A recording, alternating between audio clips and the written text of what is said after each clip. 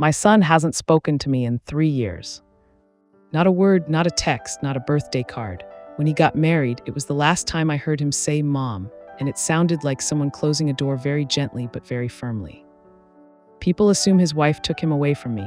That's the story I let them believe because it hurts less than the truth. The truth is that my son didn't go silent because of her. He went silent because of something I did long before he was born. At 68, I've outlived my parents, my husband, most of my friends, and in a strange way, I've outlived the mother my son thought I was. The day he discovered who I really used to be, he buried that version of me. After that, there was nothing left for us to talk about.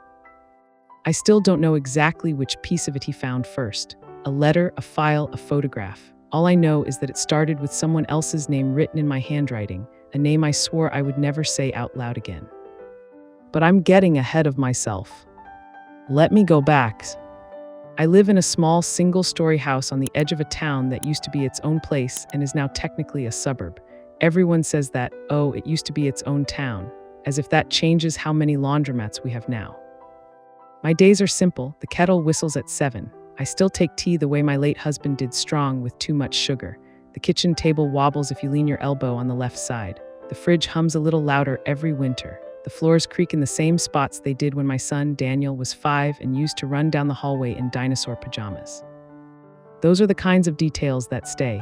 The sound of small feet, the way he used to slam his bedroom door, the smell of his hair after soccer practice, grass and sweat and shampoo. On the side of the fridge, there's a row of magnets holding up old photos, school pictures, a Halloween costume where he insisted on being a pirate but refused to wear the eye patch because it makes me walk into things. A picture of him and my husband on a fishing pier, both squinting into the sun. And then there's the wedding photo.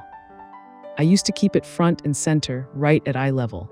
Now it's shoved off to the side, half covered by a takeaway menu, as if that might stop it from hurting. In the photo, my son is standing in a church doorway in a navy suit, his hand around his bride's waist. Her name is Megan. She has the kind of smooth, unlined forehead of women in their late 20s who wear sunscreen and drink green juice. She also has the kind of expression that never quite reaches the eyes. In the picture, I'm to the side, blurred slightly. I was mid-laugh when the photographer snapped it, laughing at something the best man had said. Sometimes I stare at that blurred version of myself and feel like I'm looking at a stranger. She doesn't know yet that this is the last day her son will treat her like a mother. That's the day everyone wants to hear about, but to understand what happened at his wedding, you'd have to go back decades, past the school concerts and birthday parties, past the college applications and the first time he drove away in a car without me. You'd have to go back to when I was 19, and I made a choice that never stopped echoing, no matter how many years I tried to bury it under good decisions. I was 19 in 1976. It was a different world, but not as different as some people pretend. Girls still got pregnant. Families still panicked about what the neighbors would say. Shame still weighed more than the truth. My parents were the kind of strict that looked respectable from the outside. My father wore a tie even on Saturdays. My mother ironed pillowcases. We went to church every Sunday and shook hands at the door as if we weren't all terrified of each other's judgment. I met Tom at a county fair. That sounds romantic. It was. He worked one of the food stands, flipping burgers and making jokes about how the smell of grease would kill him before 30.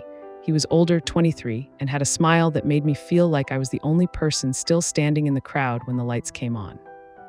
We dated for a few months, if you can call it that. It was mostly drives in his car, music too loud, windows cracked, my hair whipping around my face. We talked about everything and nothing. Movies, the Vietnam War that had technically ended but still hung over everything, whether we would ever leave this town. I was careful, or I thought I was. But careful for a 19-year-old in 1976 meant relying on boys to buy things in brown paper bags and hoping the pharmacist didn't know your father. When I missed my period the first time, I told myself it was stress.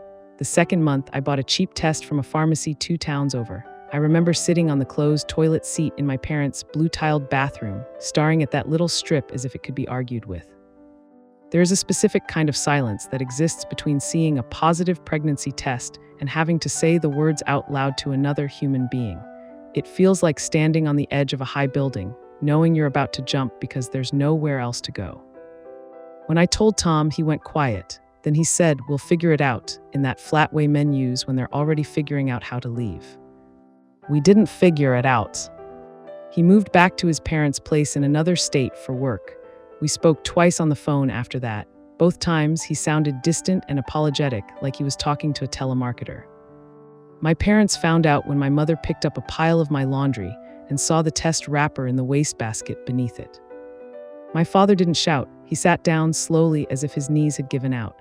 My mother cried into a handkerchief, not loudly, but in these sharp, shocked breaths that made it worse than if she'd screamed.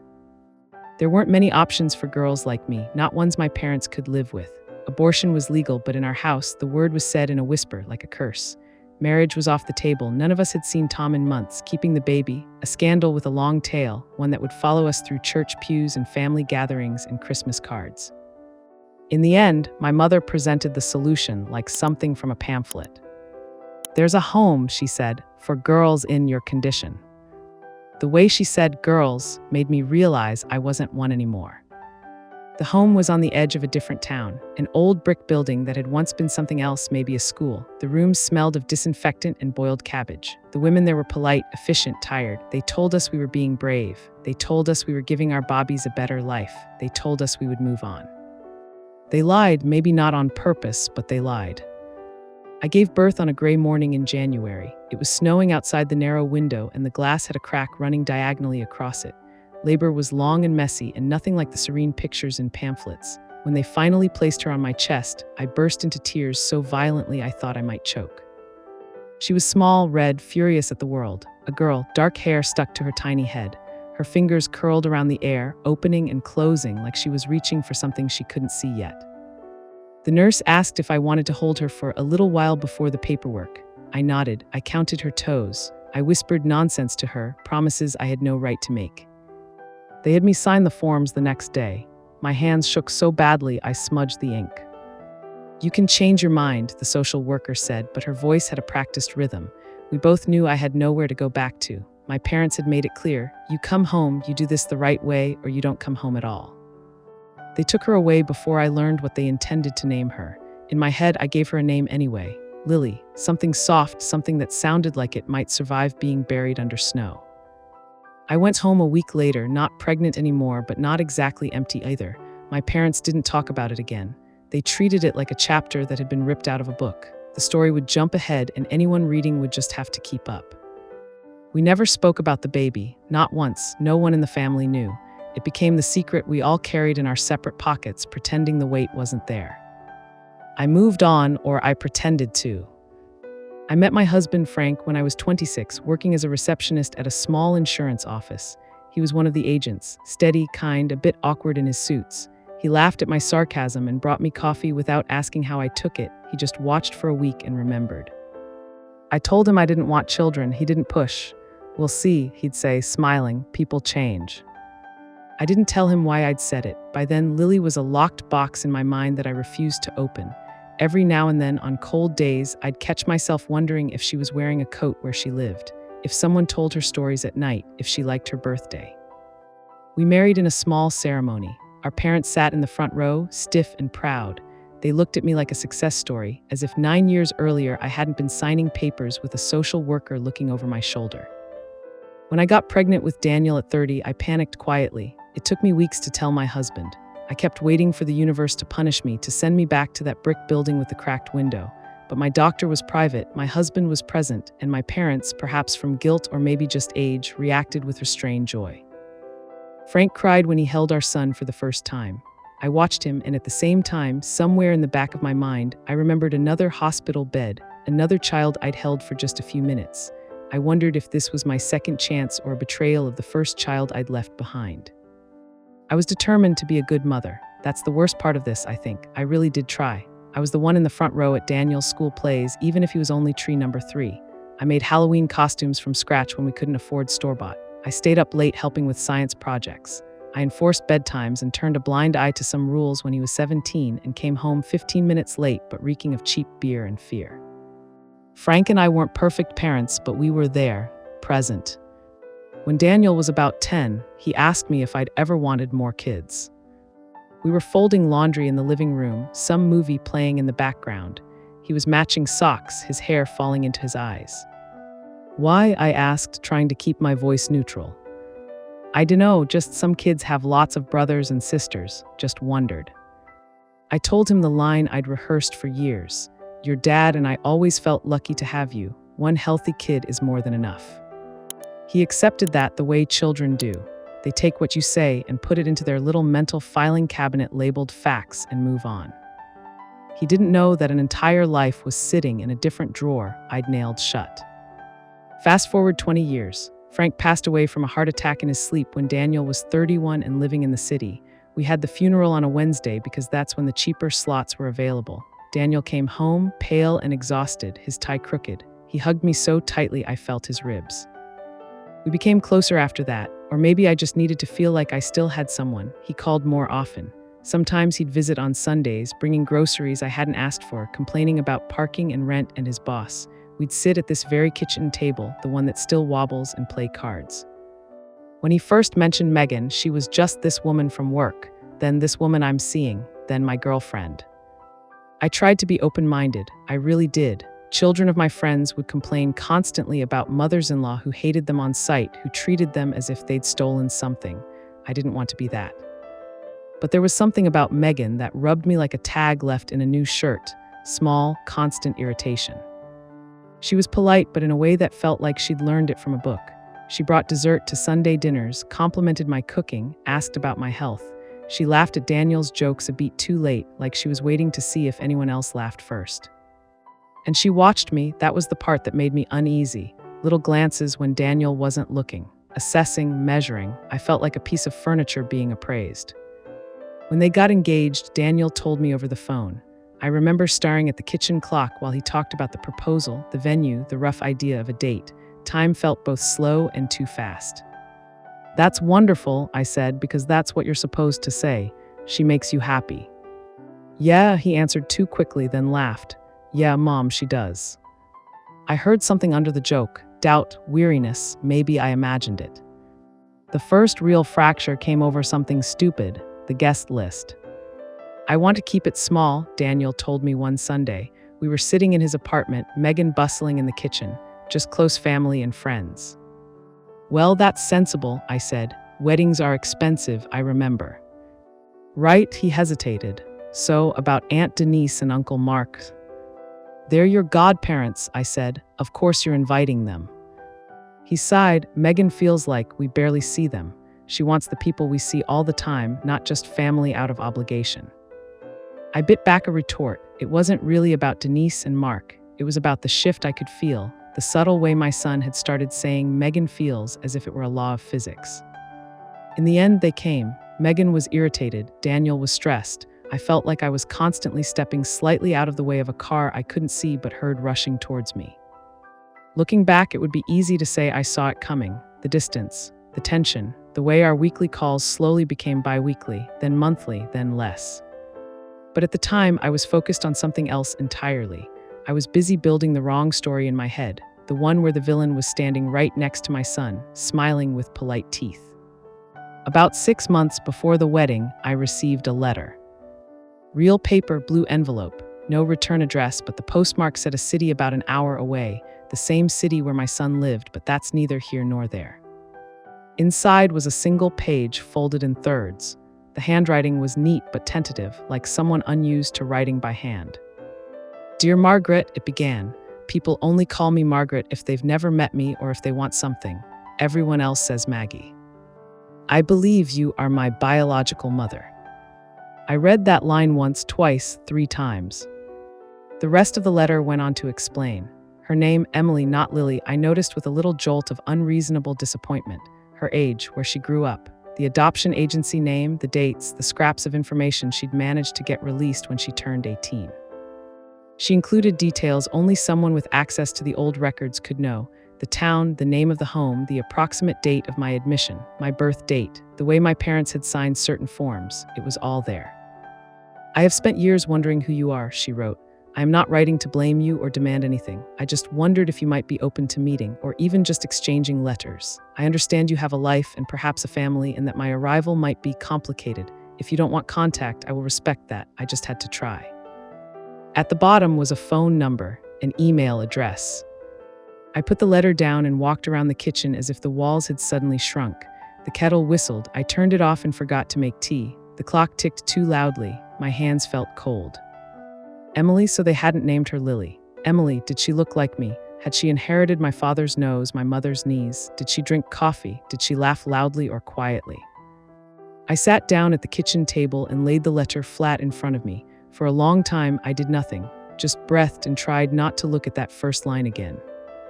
When my husband was alive, I would have shown him. We would have fought about it, probably. He would have taken the practical view. She's an adult now, it's your decision. I would have wanted him to tell me what to do so that whatever choice I made wasn't mine alone. Now it was just me and a letter that made every year between 19 and 65 feel like wasted cover-up. The next day, I put the letter in a drawer. The junk drawer in the sideboard, the one where rubber bands, old pens, and batteries go to die. I told myself I needed time to think. A week, maybe, 2. I never wrote back. Every now and then, I'd open the drawer looking for something else, and the blue envelope would shift, catching my eye. A blue presence among the gray and brown clutter. I'd close the drawer again, heart pounding. I told myself I had valid reasons. It would be unfair to Daniel to drag this into the light now. He'd feel betrayed. He'd think his whole life was a lie. It might hurt him, hurt our relationship. Maybe Emily was better off keeping the fantasy of the mother she'd invented. The older you get, the easier it is to dress your fears up as concern for other people. Eventually, the letter migrated further back in the drawer, buried under instruction manuals and old keys. Out of sight, out of reach. Or so I thought. The wedding itself was beautiful, I suppose. They chose a church with white wooden pews and big windows that let the light in. Megan wore a lace dress that probably cost more than my first car. Daniel looked like he'd stepped out of a magazine spread, confident, polished, slightly overwhelmed. I sat in the front row alone. My siblings were there, a couple of cousins, a smattering of Frank's relatives, people I knew well enough to hug but not well enough to confess anything real to. Megan's family dominated the room. Aunts, uncles, cousins, friends. Her mother was tall, slim, the kind of well-maintained that comes from money and time. She shook my hand and told me what a lovely son I had, as if she'd helped grow him. During the ceremony, I stared at Daniel's face more than the priest. I watched every subtle flicker of expression.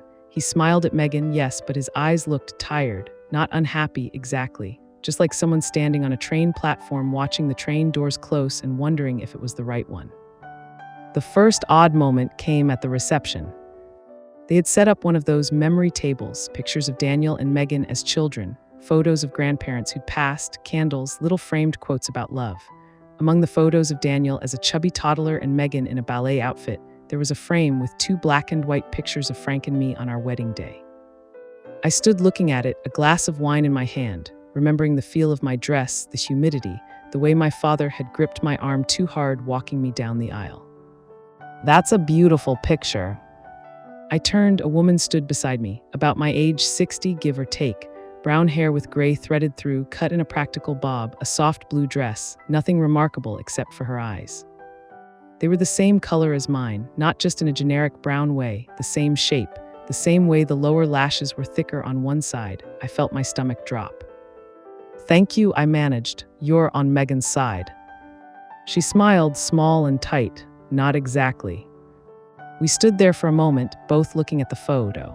I could feel my heart pounding in my ears. "I'm Emily," she said finally. The room got louder and quieter at the same time. "I'm sorry," I asked, though I'd heard her perfectly. "Emily," she repeated, "I wrote you a letter a while back. I wasn't sure if you'd get it, or if you'd want." She trailed off, glancing at my face. I must have gone pale, because she reached towards me as if to steady me, and then stopped herself. "I shouldn't have come," she said quickly. It's his wedding, and I don't know what I thought." My glass felt too heavy in my hand. Wine sloshed a little against the side. "How did you?" I began, then stopped. "Daniel invited you." "He reached out to me," she said quietly. "He found some old paperwork. He asked some questions. It took a while, but we put things together. We did a DNA test to be sure. He's my half-brother, isn't he?" My throat closed. I couldn't speak. The room seemed to tilt, music and chatter warping. Across the hall, I saw Daniel. He was talking to a group of friends, laughing at something. Megan was at his side, one hand on his arm, her eyes constantly scanning the room. "If I'm making you uncomfortable, I'll go," Emily said. Her voice was calm, but I saw the tremor in her hand. I wanted to see you, at least once, and to see him. I promise I'm not here to cause a scene." My voice came out hoarse. I cleared my throat. He knows. She nodded. He wanted to tell you. He said he'd been trying to figure out how. The last piece clicked in with a sickening inevitability. My junk drawer, the blue envelope. I had been so sure that ignoring it meant it couldn't reach me. I hadn't considered that someone else might open that drawer. Something hot surged through me, panic, shame, anger, all tangled. You had no right to come here, I whispered. Her face crumpled just a bit. I'm sorry, I didn't mean. This is my son's wedding, I said, keeping my voice low but fierce. This is not the place. You can't just show up and... Megan invited me. Her words cut clean through my sentence. I blinked. What? It was actually her idea, Emily said, looking away. She told me families should be honest on days like this, that secrets have a way of rotting foundations. The air felt thinner. My ears were ringing now. I looked over at Megan. She caught my eye across the room and didn't look away. There was no malice in her face, but there was something else. Judgment, certainty. I wanted to march across the room, grab my son by the shoulders, and demand to know what he'd told them, what version of me he'd given away. Instead, I turned back to Emily. You should leave, I said. I understand. Her eyes were shiny, but she held herself together. Could we maybe talk another day? I can give you my number again. I shook my head. The words came out before I could filter them. I don't want this. I can't start over at my age. I have enough to. She swallowed. All right, I'm sorry I upset you. She walked away, shoulders stiff, blending into the crowd of strangers and relatives. For a moment, I thought she might go straight out the door. Instead, she hovered at the back of the room, near the bar, invisible to most people. Daniel approached me about 10 minutes later.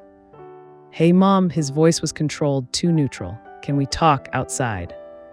I followed him into a small corridor off the reception hall. The music became a muffled thump behind the walls. The carpet smelled faintly of cleaning detergent and spilled beer.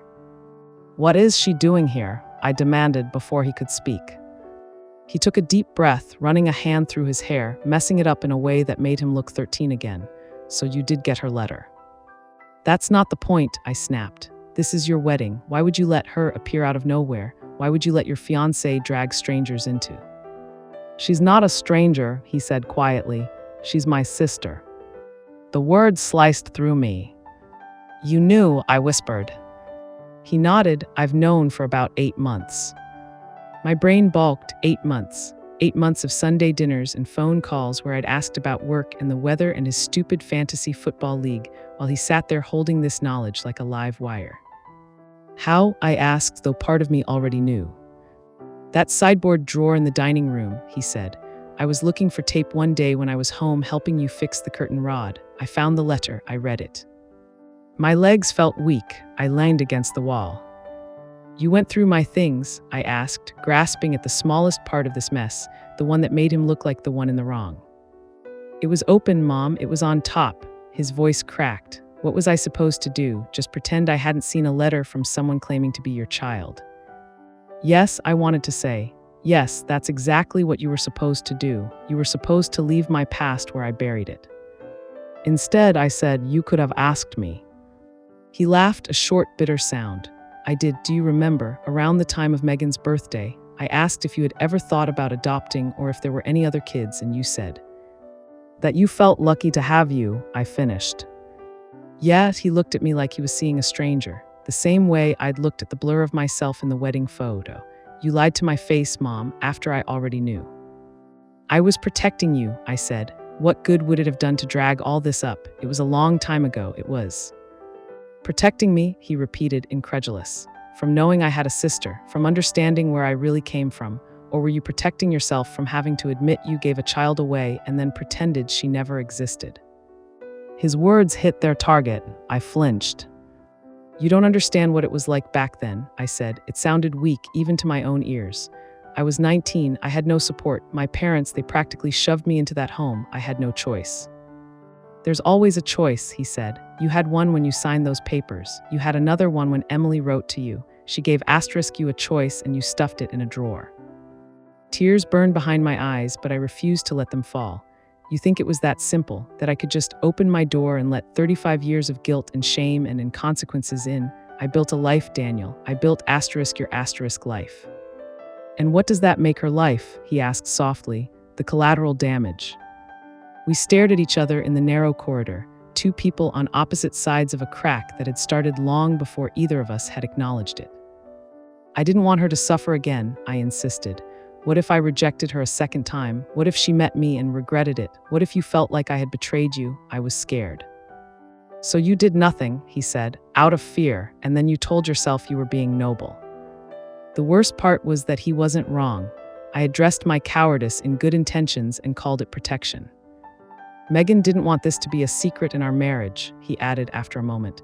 She said if I was going to start a new family, I needed to be honest about the old one. That includes you, that includes Emily. So there it was, the thing I'd been sensing in Megan's eyes, not malice but judgment, moral clarity I lacked. I hate that you involved her, I muttered, meaning Emily. She's already involved, he said. She's been involved since the day she was born and you signed her away. The only person who's been allowed to pretend she wasn't is you. I closed my eyes. For a second, I was back in that cold hospital bed, my hands shaking as I signed my name. Younger, smaller, more afraid. I can't do this right now, I whispered. Not today. This is your wedding. This day is supposed to be about you and Megan, not me and my mistakes. He looked at me for a long time, then something in his face went still. That's the thing, Mom. His voice was very calm. It's always been about you, your shame, your fear, your need to control what people know. Even this conversation that should have happened months ago. And now I have to wonder what else I don't know, what else I'm not allowed to know because it might shatter your version of yourself. That's not fair, I said. Maybe not, he agreed, but it's how I feel. We stood in silence. The music on the other side of the wall shifted to something slower. Someone laughed too loudly in the main room. I need time, he said finally, to figure out what a relationship with you looks like now. If it looks like anything, I love you, I always will, but I don't know if I can keep pretending I don't see what I see. It felt like a verdict. How much time? I asked, adding the plea in my voice. He shook his head. I don't know. Then he straightened his tie, took a breath, and went back into the reception. I stayed in the corridor for another minute, leaning against the wall, suddenly aware of how old my knees felt, how my chest ached. When I finally followed, Emily was gone. In the weeks after the wedding, Daniel called less. At first, I thought it was normal. Newlyweds are busy, honeymoons and moving apartments and settling into routines.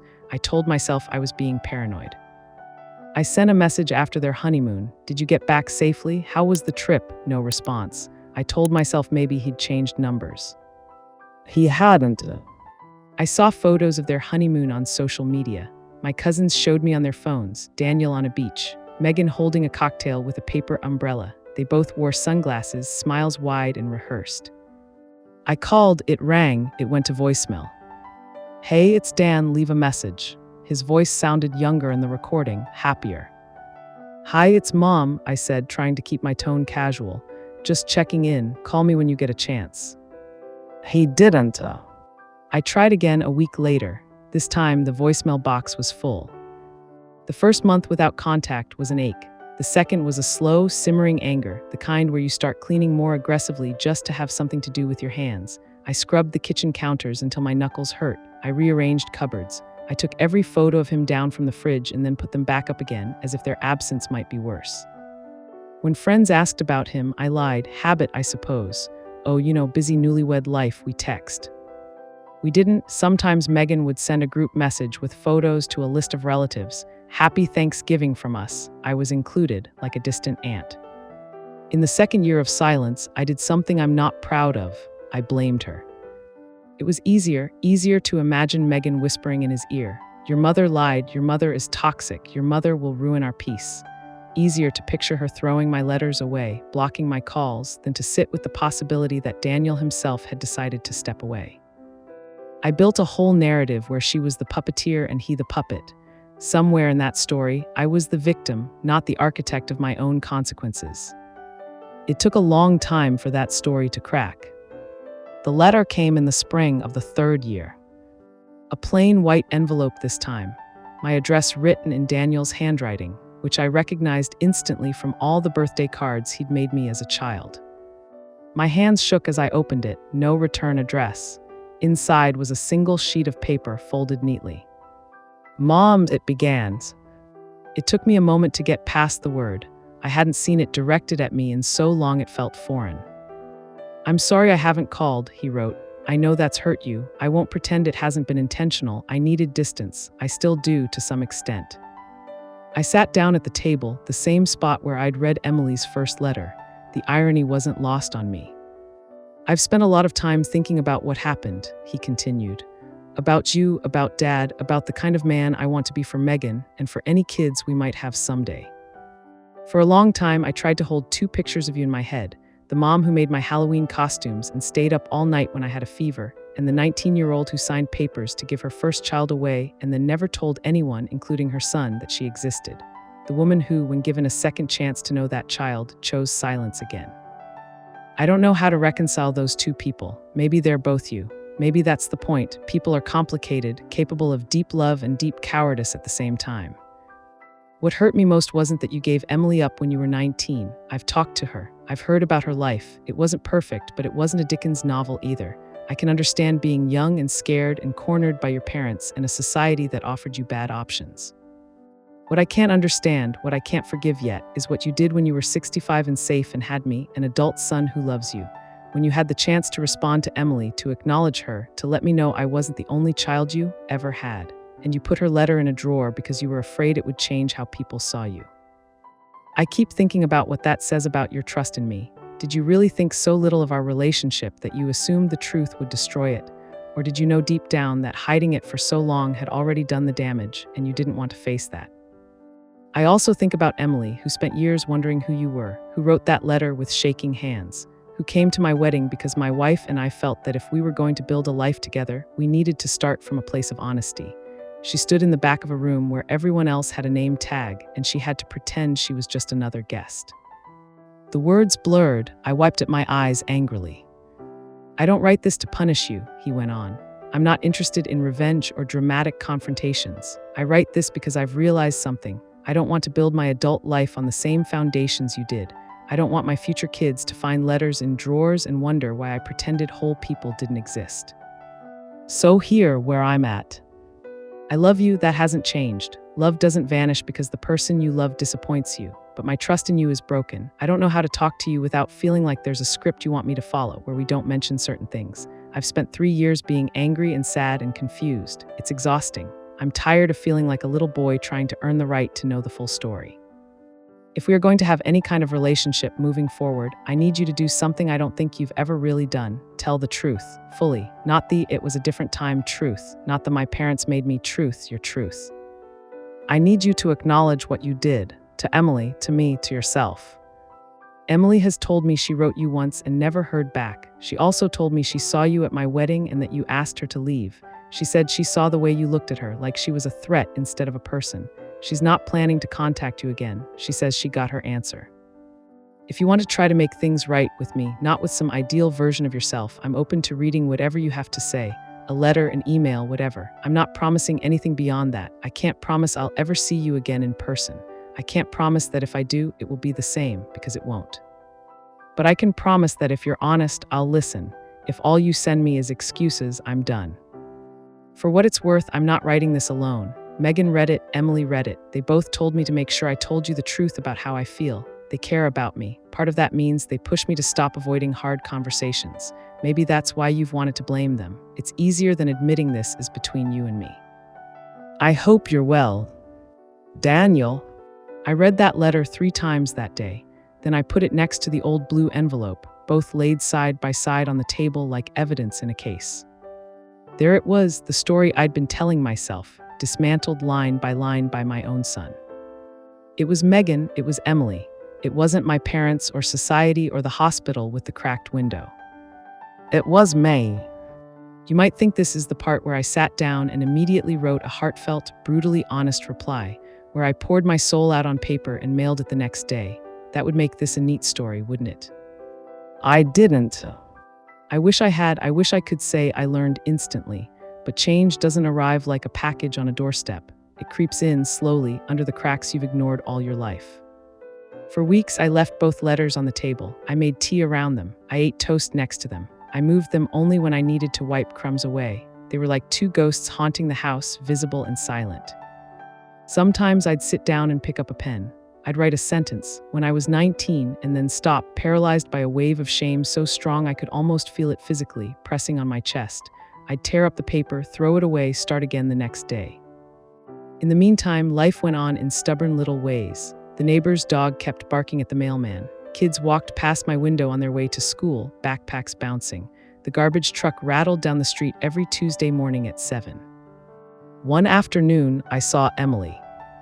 I was in town at the supermarket, pushing a cart slowly down the dairy aisle, comparing prices like I always do, even though I end up buying the same brand of milk every week. I turned the corner and almost collided with her. She froze, I froze. For a second, we both just stood there, two older women in sensible shoes in front of the yogurt. "Hi," she said finally, voice cautious. "Hello," I answered. My heart was hammering so loudly I was sure she could hear it. Up close, she looked even more like me, not in a mirror image way, but in little things, the way her hairline curved, the slight droop of one eyelid, the shape of her hands. She glanced into my cart. Bread, tea, some apples, a small chicken, an ordinary life displayed in metal. "I won't take up your time," she said. "I just wanted to say I'm sorry for the wedding. I shouldn't have come. It was selfish." "It wasn't," I said, surprising myself. "I mean, it was your brother's wedding too, in a way." She smiled sadly. Half-brother, and he didn't know me, not really. She shifted, gripping her cart handle tighter. "I'm not expecting anything, Margaret," she said. "I'm not here to make trouble. I just wanted you to know I don't hate you. I was hurt. I still am, but I don't hate you. You were a kid. People do desperate things when they're scared." I swallowed. My mouth felt dry. "I wasn't just a kid," I said. "I was a coward. And when I wasn't a kid anymore, I kept behaving like one. That's worse." She looked at me, really looked. Then she nodded. "I don't know what to say to that," she admitted. I'm not here for an apology if you're not ready to give one. I just wanted to buy milk and not pretend I didn't see you." We both laughed then, a tiny, brittle sound. Two strangers sharing a joke with too much history behind it. "Daniel's doing all right," she added, as if anticipating my next question. "Work's busy. They're thinking about buying a place outside the city. He worries about you, even if he's angry." The words loosened something in my chest. "Would you," I started, then faltered. "Would you tell him I got his letter?" She tilted her head. "I think he's figured that out by now." "Tell him I'm thinking," I said. "Tell him I'm trying. Tell him I'm slower at this than I should be." She looked at me for a long moment. There was hurt there, yes, but also something else, curiosity, maybe a tiny, stubborn hope. "You could tell him yourself," she said softly. Then she pushed her cart past me and turned into the next aisle. I stood there a minute longer, staring at the rows of yogurt. Then I put the milk in my cart and went home. That evening, I sat down at the kitchen table. I put a fresh sheet of paper in front of me. I picked up my pen. This time, I wrote. I wrote about the fair where I'd met Tom, about the blue tiles in the bathroom and the way the positive test had felt like a judgment. I wrote about my parents' faces, about the drive to the home, about the cracked window and the winter light. I wrote about how I'd held Emily, naked and furious and perfect, and how some animal part of me had screamed not to let go. How I'd signed the papers anyway, because fear is louder than biology when you're 19 and everyone around you is telling you you've ruined your life. I wrote about coming home and pretending it had never happened, about how easy it had been to build a new life on top of that absence as long as no one mentioned it. I wrote about the guilt that seeped in through the cracks anyway, about how, when Daniel was born, joy and shame had sat side by side in my chest like uneasy cousins.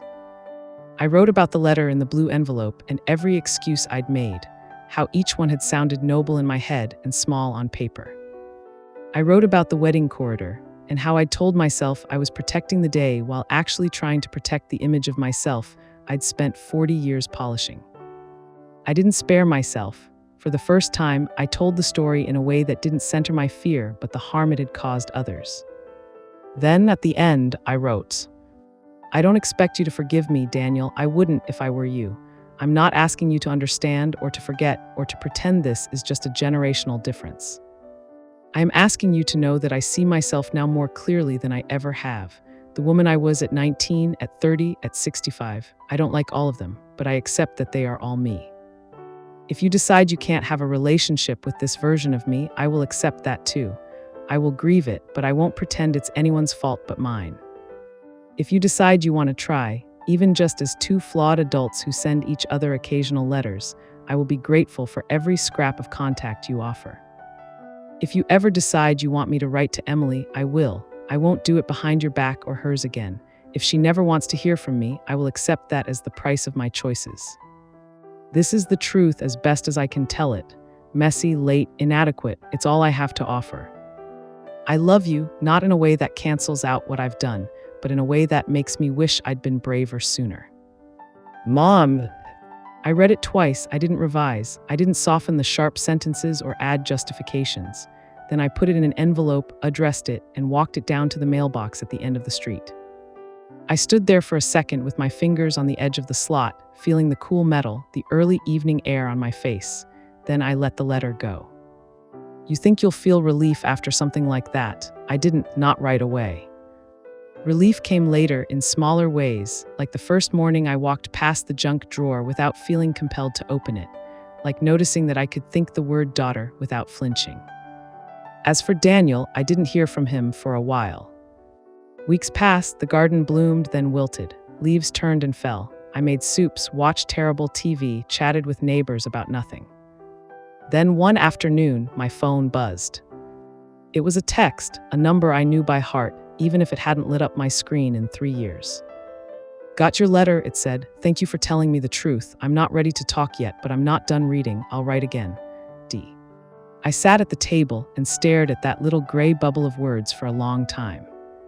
He wasn't ready. He might not be for a year or more or ever. We might never get back the easy Sunday afternoons or the casual phone calls about nothing. There might always be a fracture between us, a hairline crack you have to step around. But he wasn't done. For now, that's what I live on. That and the knowledge that for the first time in my life, the story of me exists somewhere outside of the polished version I used to cling to. Maybe one day he'll sit at my kitchen table again. Maybe Emily will join him.